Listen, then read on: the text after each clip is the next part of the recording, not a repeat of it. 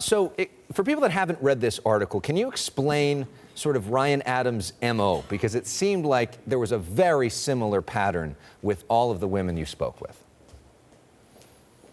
Sure. So, we wanted to sort of write about the way that power can be abused in the music industry. And Ryan Adams is a very influential artist. He has a label, he has a studio.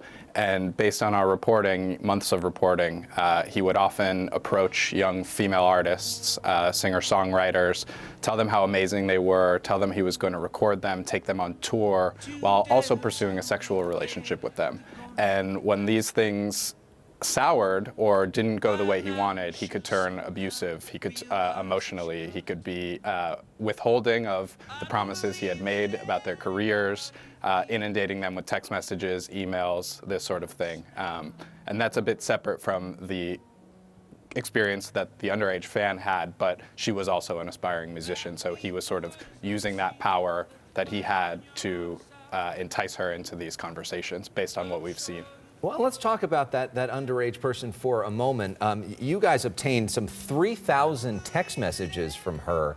How did you get a hold of her, and could he now be facing legal liability in this case? So we reached her. She was ready to come forward with her story. Via various other sources, we found our way to her and her mother. She was an aspiring bass player, from the age of 12. She was very successful. She was driving to New York, playing gigs with, very established musicians. She was sponsored by companies. She was well on her way to a career as a bassist.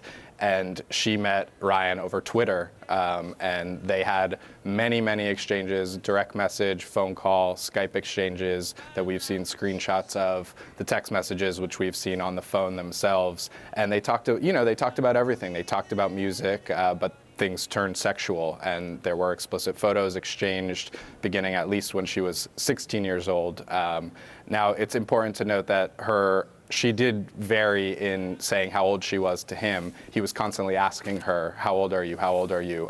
But she never showed him any identification, and it was pretty clear, we believe, from the messages that he was anxious about her being underage.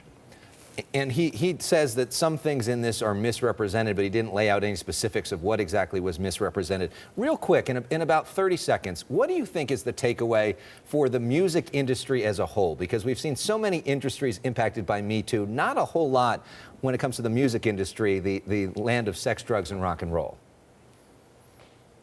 I think, more than anything, musicians, especially active musicians, have been really insulated from this sort of international reckoning we've seen over sexual abuse and conversations about abuse of power.